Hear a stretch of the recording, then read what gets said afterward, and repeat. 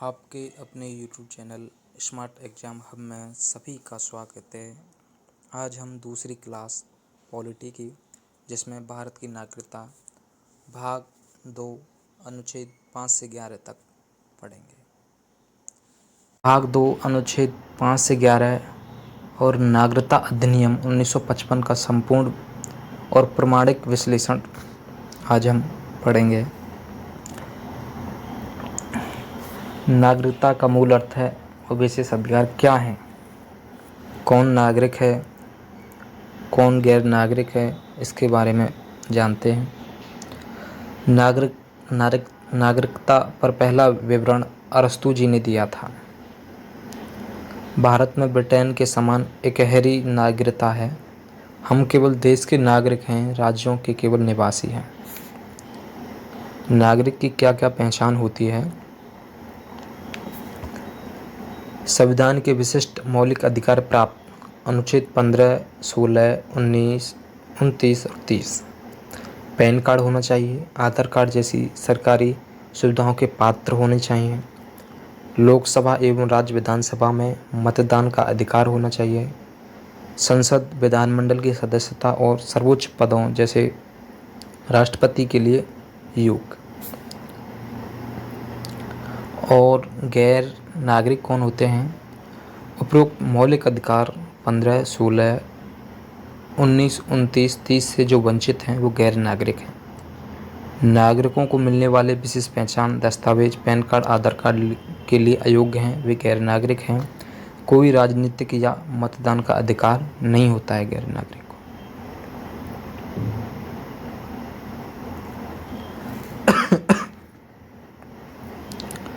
संविधान का आधार विभाजन और प्रारंभिक नागरिकता अनुच्छेद 5 से 11 तक। 1947 से 1950 तक की बात की जा रही है। अनुच्छेद 5 में क्या बताया गया है।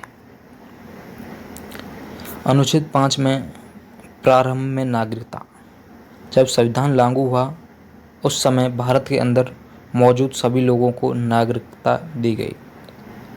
अनुच्छेद 6 में कहा गया है, पाकिस्तान से आए लोग, पाकिस्तान से भारत आए लोगों को नागरिकता। शर्त, यदि संविधान बनने के बाद आए तो नागरिकता नहीं मिलेगी। 19 जुलाई 1948 में शर्तें ये थी। और अनुच्छेद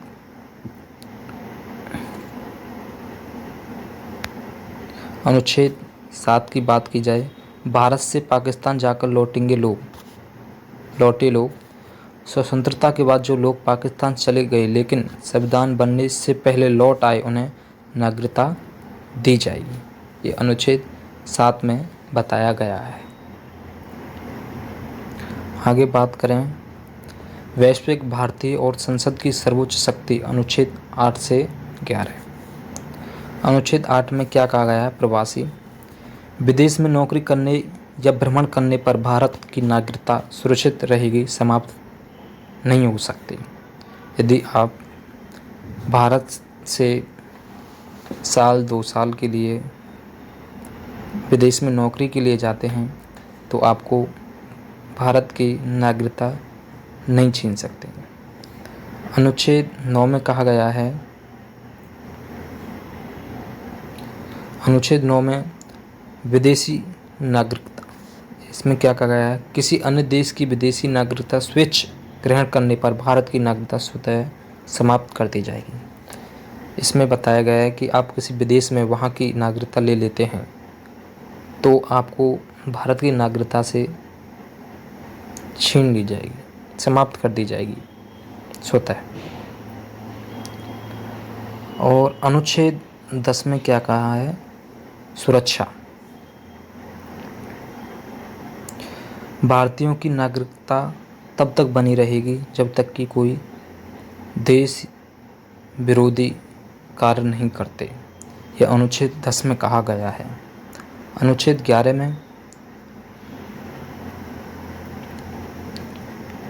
नागरिकता संबंधी कानून बनाने की सर्वोच्च शक्ति संसद के पास है। यह जिम्मेदारी गृह मंत्रालय को दी गई। अनुच्छेद 11 में यह बताया गया।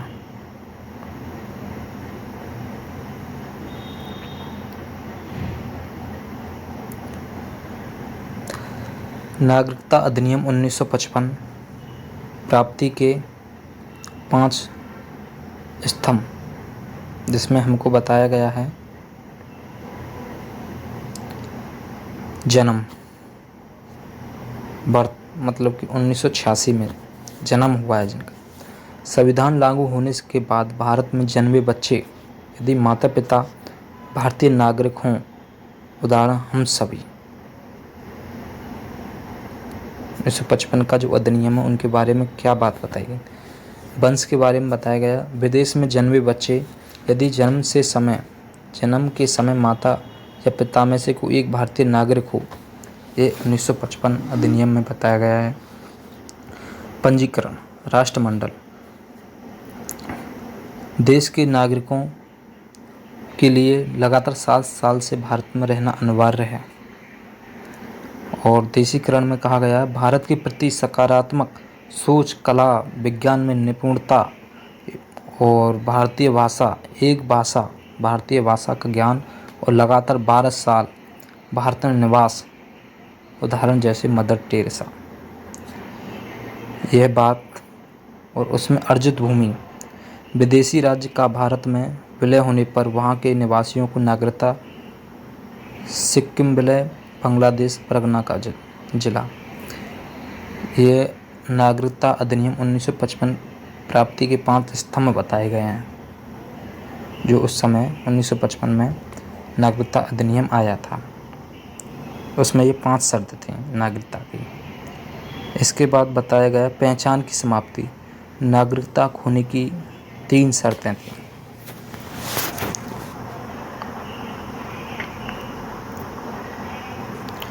स्वैच्छिक त्याग, यदि कोई व्यक्ति अपनी इच्छानुसार भारत की नागरिकता छोड़ दे। बर्खस्तगी, यदि कोई व्यक्ति किसी अन्य देश की विदेशी नागरिकता ग्रहण कर ले तो भारत की नागरिकता बर्खास्त कर दी जाएगी। वंचन, सरकार द्वारा नागरिकता रद्द करना, कारण संविधान में आस्था न रखना, देश विरोधी कार्य करना, पागल हो जाना, धोखे से नागरिकता ग्रहण करना या बिन बताए लगातार 7 वर्ष तक विदेश में रहना। यह नागरिकता खोने की 3 शर्तें हैं।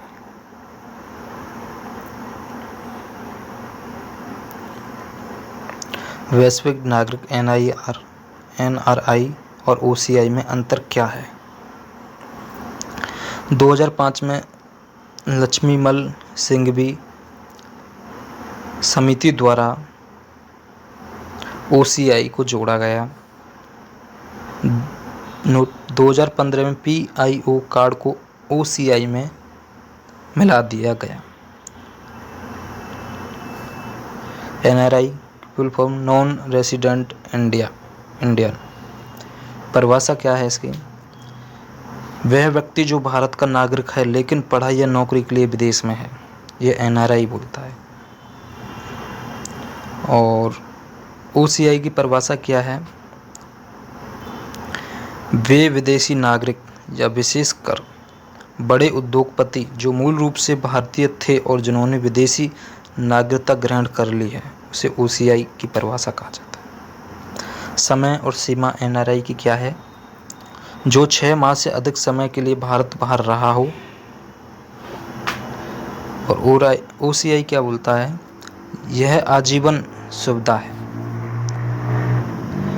वीज़ा नियम आया, ये भारतीय ही हैं, इन्हें भारत आने के लिए किसी वीज़ा की आवश्यकता नहीं है, NRI ने बोला। OCI जो है उसने क्या कहा? बिना वीज़ा के भारत में आ सकते हैं, इनका वीज़ा आजीवन मान्य रहता है।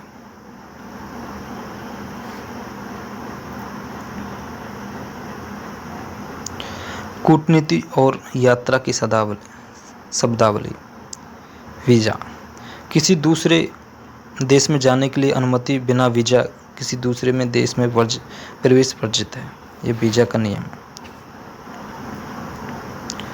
राजदूत, वियना समझौता के तहत दूसरे देश में राजनीतिक संबंध बनाने वाला अधिकारी, इन पर पुलिस कार्रवाई या मुकदमा नहीं चलाया जा सकता, राजदूत होते हैं जो।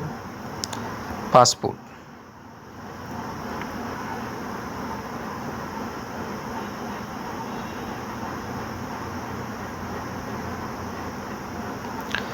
अपने देश को छोड़कर दूसरे देश के जाने के लिए स्वयं अपने देश से ली जाने वाली अनुमति उसे पासपोर्ट कहा जाता है। राजदूत किसे कहा जाता है? उच्चायुक्त किसे कहा जाता है? राजदूत वियना समझौते के तहत दूसरे देश में राजनीतिक संबंध बनाने वाला अधिकारी, इन पर पुलिस कार्रवाई मुकदमा नहीं चलाया जा सकता। उच्चायुक्त राष्ट्रमंडल के देशों के राजदूतों को उच्चायुक्त कहा जाता है। उच्चायुक्त किसे कहा जाता है? राष्ट्रमंडल देशों के राजदूतों को उच्चायुक्त कहा जाता है। वे 53 देश जो कभी इंग्लैंड के अधीन थे, मुख्यालय लंदन, अध्यक्ष इसके महाराज चार्ल्स तृतीय थे। अपवाद अमेरिका ब्रिटेन का गुलाम था, पर कॉमनवेल्थ का सदस्य नहीं है। ये राष्ट्रमंडल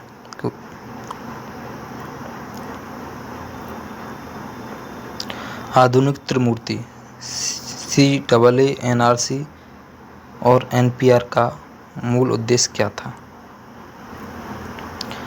उद्देश्य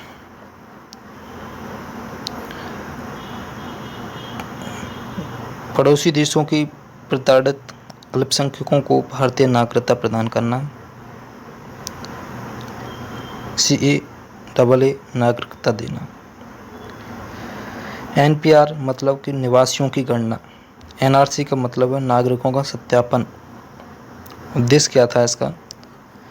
भारत या विशेषकर असम के वास्तविक और वैध नागरिकों की पहचान कर घुसपैठियों को अलग करना।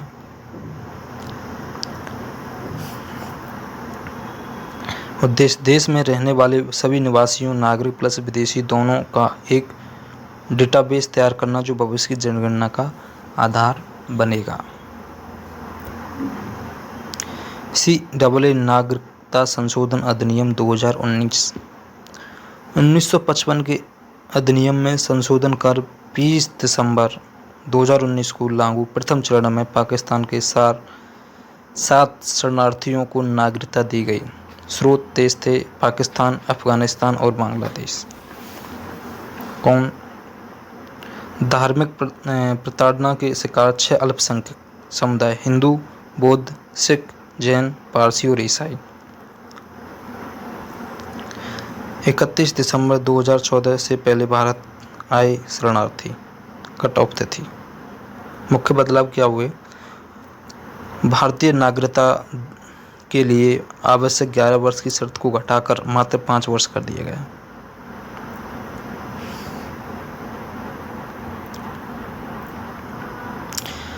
NRC राष्ट्रीय नागरिक रजिस्टर असम। कॉन्टेक्स्ट 2013 में सुप्रीम कोर्ट के आदेश पर 2015 से असम के लिए विशेष पंजीयन। कट ऑफ 24 मार्च 1971 से पहले भारत आए लोग प्रक्रिया में सूची में नाम के लिए 30 तय डॉक्यूमेंट में किसी की एक का होना अनिवार्य है, ये बोला गया। यदि डॉक्यूमेंट नहीं है तो स्टेप क्या था? खुद को साबित करने के लिए 4 माह का समय। सेकंड स्टेप, असम असफल होने पर डिस्ट्रिक्ट कोर्ट या जिला न्यायालय में अपील। या स्टेप थर्ड पे वहाँ से खारिज होने पर हाई कोर्ट या सुप्रीम कोर्ट में। या स्टेप 4 सर्वोच्च न्यायालय द्वारा भी खारिज होने पर नागरिकता समाप्त। डेस्टिनेशनल सेंटर में स्थानांतरण दिया जाएगा। NPR राष्ट्रीय जनसंख्या रजिस्टर। आधार नागरिकता अधिनियम 1955, नागरिकता नियम 2003 के प्रावधानों पर आधारित। प्रक्रिया का स्तर स्थानीय, ग्राम पंचायत, फिर तहसील, फिर राज्य, फिर राष्ट्रीय स्तर तक डेटाबेस तैयार करना। डेटा संकलन यह केवल नागरिकों का नहीं बल्कि देश के निवासियों का रजिस्टर है और आपके परिवार में कितने सदस्य हैं और कौन व्यक्ति कहाँ रहता है इसका विवरण है। अंतिम लक्ष्य NPR के सटीक आंकड़ों के आधार पर ही देश का मुख्य जनगणना की जाएगी। वैश्विक तुलना भारत बनाम विश्व। भारत नागरिक का प्रकार एकहरी एकल नागरिकता ब्रिटेन के समान है। भारत की सर्वोच्च पद भारत में राष्ट्रपति का होगा? अमेरिका और स्विट्जरलैंड नागरिकता का प्रकार कैसा है? इसे दोहरी नागरिकता है। सर्वोच्च पद यहाँ पे भी राष्ट्रपति का होता है। स्मरणीय तथ्य क्या है? महत्वपूर्ण सारांश। संविधान के भाग 2 में अनुच्छेद 5 से 11 तक नागरिकता का उल्लेख है। ये ब्रिटेन से लिया गया है, प्रेरित है। अनुच्छेद 11 के तहत नागरिकता पर कानून बनाने का एक अधिकार केवल संसद गृह मंत्रालय को है। अनुच्छेद 15, 16, 19, 29 और 30 के मौलिक अधिकार केवल भारतीय नागरिक को प्राप्त है। जन्म के आधार पर जो भारत का नागरिक है उसे किसी भी स्थिति में नागरिकता से वंचित नहीं किया जा सकता। 1955 के अधिनियम के अनुसार नागरिकता 5 प्रकार से प्राप्त की जा सकती है और 3 प्रकार से समाप्त की जा सकती है। 2015 के संशोधन से PIO कार्ड का पूर्ण रूप OCI कार्ड में विलय कर दिया गया। आपको कैसी लगी क्लास? अच्छी लगी हो तो हमारे YouTube चैनल को सब्सक्राइब करें और हमको सपोर्ट करें। ऐसी वीडियो देखने के लिए हमारे YouTube चैनल को सब्सक्राइब करें। सभी को जय हिंद, जय भारत।